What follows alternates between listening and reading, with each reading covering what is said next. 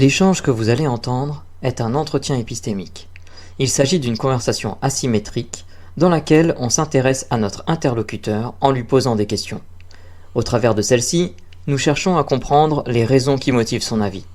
L'objectif principal de cette forme de conversation est de passer un moment agréable et mutuellement enrichissant. Je vous laisse. Bonne discussion à tous les deux. Salut Arcana, comment ça va? Ça va et toi, Mel? Bah ça va après ça. Qu'est-ce que t'as envie de nous dire sur le sujet aujourd'hui? Non, le sujet est intéressant. C'est quoi la spiritualité? Alors, tout le monde va faire son petit tour, je pense, sur l'après-midi pour savoir de ce qu'il en pense. Mais c'est vrai qu'il y aurait beaucoup de choses à dire. Moi, j'essaie de faire assez simple, synthétique et pour faire chic, je dirais même quintessentiel. Euh, la spiritualité, c'est tout simplement l'aspiration à la virtuosité, c'est-à-dire une recherche de perfection, qu'elle soit morale, humaine, sociale ou intellectuelle. Ok, et comment on y arrive à faire ça? Comment on y arrive? En fait, il y a plusieurs méthodes. En général, soit on part de quelque chose de très, dire platonicien à la base, enfin, c'est-à-dire qu'en fait, on va essayer d'avoir des réflexions un petit peu en arrière-plan sur la nature et ce qu'elle a de plus essentiel. Et à partir de ça, en fait, une fois qu'on a compris comment fonctionnait la nature, en fait, il n'y a plus qu'à imiter, copier, enfin, ou mimer en tout cas ce qu'elle est, pour qu'on soit le plus aligné avec elle et sa volonté en quelque sorte, si on lui prête une volonté. Ou sinon, on peut tout simplement mettre des pratiques et en fait enrichir nos pratiques en se disant que finalement ce qu'on fait a toujours plus de portée que ce que l'on imaginait. Il y a un peu un côté maçonnique là-dedans, je trouve. Ok, mais est-ce que pour toi ça a un lien avec... est-ce que dans ta définition de spiritualité, tu y mets un peu ce que disait l'intervenant précédent, un peu de religion, un peu de croyance, un peu de... En fait, si tu veux, tu peux trouver de la spiritualité partout. C'est-à-dire que finalement, la spiritualité, j'ai plus envie de te dire que c'est une sorte de... Alors moi, je l'envisage vraiment comme une sorte de méthodologie intellectuelle qui te permet une meilleure éthique de vie. C'est-à-dire que finalement, si tu as plein de réflexions, tu as plein de pensées, tu as plein de théories, mais que ça sert juste à prendre de l'espace dans ton cerveau et que ça fait juste une sorte de décorum pour briller en société, je vois pas l'intérêt. Par contre, finalement, si tu commences à investir tes connaissances pour ta propre amélioration, là, c'est comme ça que ça devient intéressant. Donc la religion, elle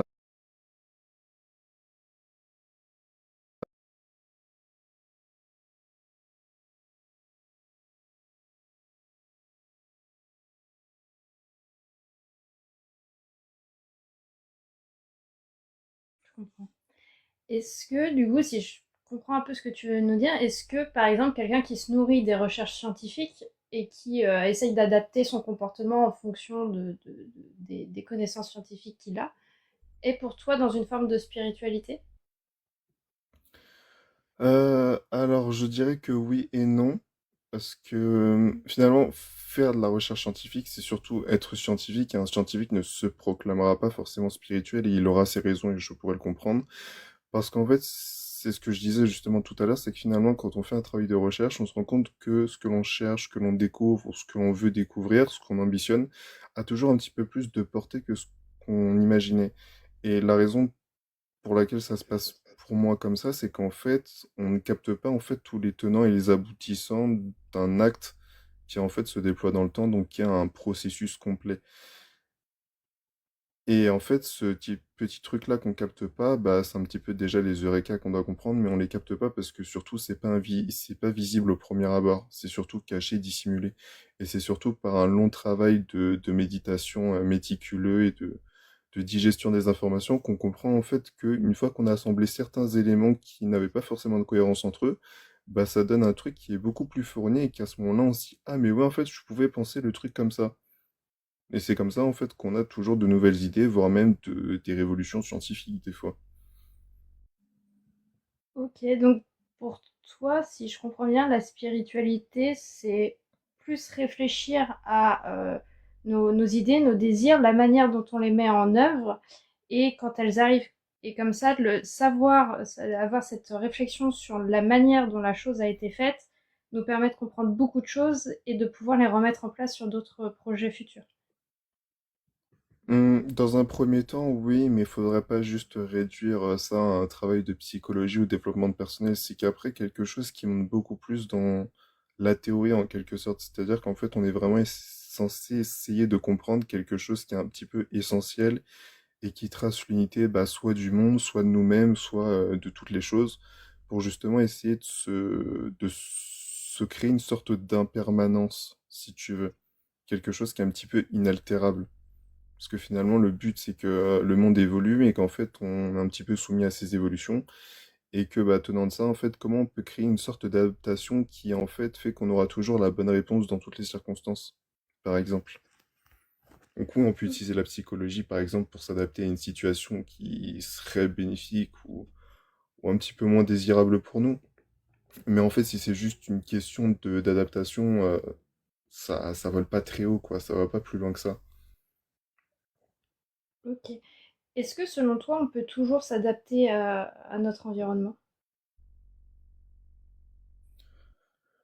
Euh, Puisque tu as employé le verbe pouvoir, je dirais que non. Puisque du coup, ça va être relatif à des capacités. Et le problème, c'est que on a tous des limitations, alors que ce soit physique, physiologique, voire même mentale. Finalement, une personne qui a été bercée d'amour dans son enfance par ses parents, ça va être très compliqué de lui demander en fait de se battre dans une cage de MMA, par exemple.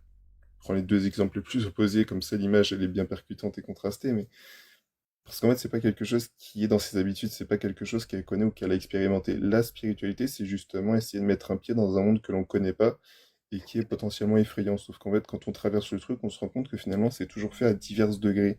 Et qu'en fait, ces degrés-là, en fait, nous apportent la connaissance et nous apportent dans le même temps la capacité à nous réconforter, en fait, à nous calmer ou à devenir serein, en fait, parce qu'on s'imaginait quelque chose et qu'en fin de compte, c'est pas grand-chose. Je dirais même qu'il y a une petite finalité épicurienne, en fait, c'est-à-dire essayer de trouver dans les connaissances les moyens un petit peu de nous anesthésier, quoi. Ok. Pour toi, en fait, la spiritualité, ça peut être aussi une forme de réponse à une angoisse, à une anxiété? Ça peut être le témoignage d'une angoisse, effectivement, parce qu'on sait que il peut y avoir des corps malades et des penseurs malades qui, en fait, vont conceptualiser des philosophies malades. C'était par exemple le cas de Nietzsche. Pour autant, sa philosophie est très appréciée et bon, c'est pas la meilleure argumentation qu'on pourra trouver, mais c'est quelque chose qui est quand même, je trouve, très productif et assez lumineux et éclairant.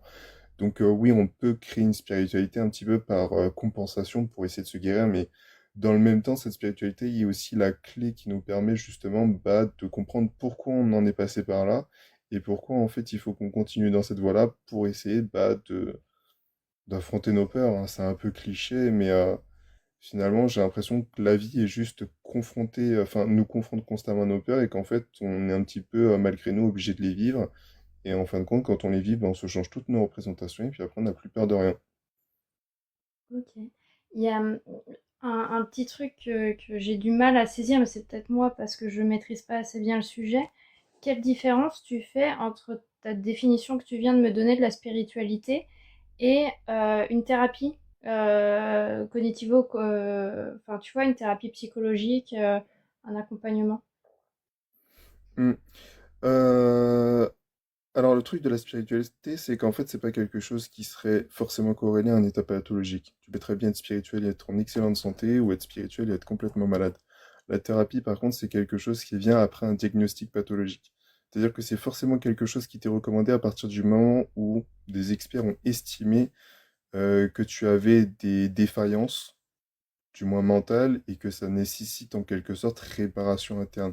La spiritualité, c'est juste en fait un champ d'exploration qui t'est accessible indépendamment de tes conditions initiales. C'est juste une possibilité parmi tant d'autres. Ok. Et comment on y accède à ce champ des possibles? Alors après, tu vas avoir plusieurs méthodes. D'une manière générale, si tu veux vraiment t'intéresser à la spiritualité, il faut que tu ailles dans moi ce que je vais appeler les sciences occultes ou divinatoires. Donc tout ce qui fait, alors malheureusement ça a été nommé comme ça, les sciences New Age, mais avec des personnes qui sont rigoureuses, bien évidemment, pas des charlatans ou des gens qui se proclament médiums ou quoi, parce que il y a quand même des choses à en tirer, il y a quand même des connaissances qui ont été oubliées, mais qui finalement bah, ont été transmises dans des écrits anciens et qu'en fait on peut récupérer. Ça, par exemple, l'intérêt pour l'ancien, en général, on a tendance plutôt à s'en détourner parce qu'on vit dans une conception complètement moderne, donc forcément il y a des informations qui se perdent, et pourtant il y a des bons trucs justement qui nous permettent bah, finalement de comprendre certains comportements qui sont en fait très simples, mais qu'en fait on n'a jamais réussi à dépasser. T'as un exemple pour m'aider à le visualiser un peu? Bah après, tu auras, moi je vais te faire les classiques, hein, ceux que je maîtrise à peu près, tu vas avoir tout ce qui va être géomancie par exemple, donc soit tu vas aller dans tout ce qui va être lithothérapie avec, ou si l'étude des roches et des minéraux plus profondément. Tu vas avoir l'astrologie avec les corps célestes, tu vas avoir hein, peut-être l'arithmomancie aussi, avec la numérologie, les nombres, tout ça. Tu peux faire aussi la même chose avec les lettres, ça existe. Ça, c'est pour les trucs principaux que je fais. Après, tu peux faire sur les thérapies alternatives aussi ou les pratiques alternatives, comme par exemple le magnétisme, le Reiki. Tu peux aller voir tout ce qui se dit au niveau de la médecine chinoise aussi, la médecine indienne, l'Ayurveda, le Jyotish, pareil, c'est la même chose. Et tu vas voir que ça va t'apprendre finalement plein d'informations qu'on t'apprend pas en fait dans un monde occidental, tout simplement. Et qui, bah, en fait, apportent énormément d'éclaircissements et permettent de développer, ouais, ce que je disais à la base, en fait, ton sens de la vertu et te permet en fait de te parfaire. Ok. Pour toi, ces pratiques et l'existence de ces pratiques que tu connais et que je pense que tu as pu approcher de près te permettent de penser qu'elles permettent d'accéder au champ des possibles de ta spiritualité et de comprendre certaines choses de la vie qu'on aurait plus de mal à appréhender si tu n'avais pas ces outils-là, si il n'y avait pas la spiritualité. C'est exactement ça. Après, tu peux juste aussi faire simplement un petit exercice intellectuel, en fait, bah, d'une extension symbolique, ce que j'appelle une extension symbolique, qui est souvent utilisée par exemple dans la maçonnerie, où en fin de compte, quand tu fais quelque chose de très quotidien, demande-toi si en fait ça n'a pas en fait plus de portée que d'habitude. Comme par exemple, je sais pas, moi, le week-end, tu te reposes, mais en fait, tu te rends compte que bah, ta maison, ton logement est un petit peu en bazar et tu commences à la nettoyer. Est-ce que tu ranges ta maison juste pour, en finalité, avoir une maison en bon état, alors que tu sais que c'est quelque chose que tu vas recommencer? Ou est-ce que dans le même temps, tu ne pourrais pas te concentrer sur une sorte de superposition entre ton environnement extérieur et ton environnement intérieur, et que tu te dises, bah, finalement, ranger ma maison, c'est un petit peu aussi ranger mon monde. Ok, je comprends l'idée. Pour revenir un peu à ce que tu disais avant sur toutes les pratiques spirituelles que tu connais et que tu approches, si tu apprenais un jour que ces pratiques-là ont une explication toute autre, euh, est-ce que tu changerais d'avis sur ta perception du monde ou sur l'existence de la spiritualité? Euh, alors le problème, c'est que j'adorerais énormément qu'on puisse avoir encore plus de renseignements au niveau scientifique sur justement toutes ces choses-là qui sont inconnues. Le problème, c'est que l'objet d'étude, bah, déjà, est très compliqué, très délicat et puis facilement troncable. Mais en fait, c'est surtout en fait la spiritualité, en fait, elle conserve toujours sa part résiduelle de phénomènes invisibles, donc en fait des choses qu'on ne peut pas étudier. C'est-à-dire qu'en fait, si tu veux, le spectre va toujours se décaler. Si par exemple tu as, je sais pas, une connaissance disponible dans le monde qui serait à 100% et que la science ou l'ensemble des connaissances avérées et vraies bah, se culmine à 75%, bah, la spiritualité, ça va juste être cette différence qui fait qu'il restera 25% de connaissances disponibles compte tenu du monde actuel, mais que juste on n'a pas cette intelligence-là encore pour comprendre ces derniers 25%. Mais si on en savait un peu plus, ben en fait, ça resterait toujours ce même écart. Ok. Je comprends l'idée. Et dans ces cas-là, comment expliquer la persistance de certaines pratiques dont on sait qu'elles relèvent du champ pseudo-scientifique et qu'elles n'ont pas de validité scientifique? Alors, en fait, c'est pas parce qu'elles n'ont pas de validité scientifique qu'elles n'ont pas de validité tout court. C'est ça le truc, c'est qu'en fait, on a affaire à une perception, en fait, déjà très moderne et occidentale de la science. Ça ne veut pas dire que c'est faux, ça ne veut pas dire que c'est biaisé, ça veut juste dire que c'est un angle de vue. Et qu'en fin de compte, déjà, surtout en ce qui concerne des pratiques sociales ou des rituels, c'est toujours quelque chose qui ne se laisse pas déterminer par la logique, pour la simple et bonne raison que ça fait partie des rituels et du sacré. Donc en fait, c'est plutôt dans le même temps que ça a un impact sur l'extérieur, parce qu'en fait, on met en place des pratiques, soit qui se portent sur des objets, soit sur d'autres personnes, soit sur un espace extérieur. Ça contribue aussi dans le même temps, en fait, à un développement intérieur. Ok. Donc en Et fait, on aura tout... Ah pardon, vas-y, vas-y. tu voulais dire un truc. Non, non, vas-y, vas-y. Non, je disais qu'en fait, c'est aussi le champ enfin, pseudo-scientifique, en fait, il est pseudo-scientifique pour la simple et bonne raison, en fait, qu'il ne correspond pas aux critères de la science. Mais en fait, s'il correspondait aux critères d'un autre ensemble épistémologique qui serait, par exemple, plus rigide à certains égards et plus tolérant sur d'autres, en fait, c'est quelque chose qui pourrait très bien se comprendre.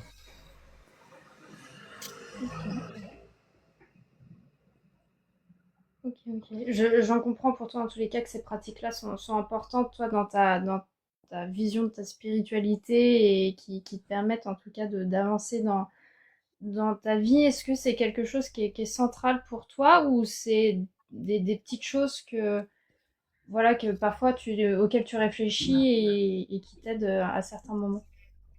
Non, c'est assez central, en fait. C'est tous les soirs, si avant de dormir, je fais ces choses-là. Et une petite méditation sur des ondes θ ou ce genre de choses. Donc, non, malgré moi, c'est finalement quelque chose de très central. Et puis, ça apporte des éclaircissements, justement. Après, il y a aussi, comment dire? Alors, ça, c'est beaucoup plus mitigé. C'est vrai que même moi, j'étais beaucoup plus sceptique à l'époque. Mais tout ce qui est, alors, parole automatique et écriture automatique, c'est vrai que ça, on a aussi souvent tendance à croire que finalement, c'est quelque chose qui relève plutôt que du bullshit. Mais finalement, en fait, ça demande quelque chose d'extrêmement rigoureux avec soi. Et on peut quand même avoir certaines choses parce qu'en fait, le cerveau travaille un petit peu je vais pas dire dans le vide, mais en fait, il travaille avec les connaissances qu'il a et puis finalement, avec la mémoire, tu te rends compte qu'il y avait des éléments qui n'avaient absolument rien à voir. Et puis finalement, en fait, quand tu es dans ces états-là, tu sais pas pourquoi la connexion se fait quand même, mais c'est à ce moment-là que tu as des nouvelles idées, qu'en fait, tu comprends que finalement, c'était juste en mélangeant deux idées que tu as découvert un nouveau truc. Mm. Et ces pratiques-là, justement, te permettent en fait déjà une sorte de bien-être, que ce soit psychologique ou même physique, je trouve, à certains égards. Et au-delà de ça, ouais, ça t'apporte une espèce de sérénité sur le long terme qui, pour moi, est juste primordiale quand on vit dans un monde où, au final, on se rend compte que la psychiatrie devient un espace complètement saturé parce qu'il y a des fous partout. Tout ce qui est institution carcérale aussi, c'est le même bazar. Donc, je pense que c'est quelque chose qui devrait vraiment être mis au cœur de la vie humaine, quoi. Mm. Ouais, je comprends la place en tous les cas que ça a pour toi dans ta vie. J'aurais une dernière question pour gratter encore un petit peu et puis après je vais passer la parole à mes collègues parce qu'on va passer les 15 minutes. Mais je connais personnellement des personnes qui ne se revendiquent nullement praticiens de lithothérapie, d'écriture automatique ou autre, mais qui ont appris les trucs. C'est des magiciens, c'est des mentalistes, c'est des illusionnistes, et ils sont capables de produire le même résultat, même parfois mieux, bien mieux, que les pratiquants de ces disciplines. Qu'est-ce que tu en penses de ça? Ça va dépendre d'énormément de choses. Si on parle sur tout ce qui est magicien, mentalisme et tout, on a affaire au domaine de la prestidigitation. C'est-à-dire que finalement, bien que ce soit quelque chose qui soit donné en art spectaculaire, ça reste encore rationnel. Et c'est rationnel parce qu'en fait, c'est explicable. Dans la spiritualité, et ce qu'il faut comprendre en tout cas pour les pratiques spirituelles qui fonctionnent, c'est justement parce que ça fonctionne que c'est magique et qu'on ne trouve pas l'explication. C'est-à-dire que finalement, on a une méthode, un petit peu comme si ça s'était donné comme un modèle. On ne comprend pas cette méthode, mais on l'applique à la lettre, et puis finalement, ça marche, on a un résultat assez compréhensible. Ok, ça marche. Je te remercie beaucoup pour cet échange. Je me tourne vers les collègues, savoir s'ils ont des questions à emporter. Et puis après, je poserai une dernière question pour finir. J'ai pas de questions, moi, de mon côté. Ouais, plus de questions non plus. Ouais, moi, j'en ai une. Tu as dit à un moment donné que ce n'est pas parce qu'une pratique n'est pas prouvée scientifiquement qu'elle n'est pas bénéfique. Du coup, ma question emportée est la suivante. Imagine deux pratiques, X et Y, hein, toutes deux sont non prouvées scientifiquement, donc dites pseudo-scientifiques. L'une t'aide, l'autre te nuit. Qu'est-ce qui te permet de les différencier? Ouais.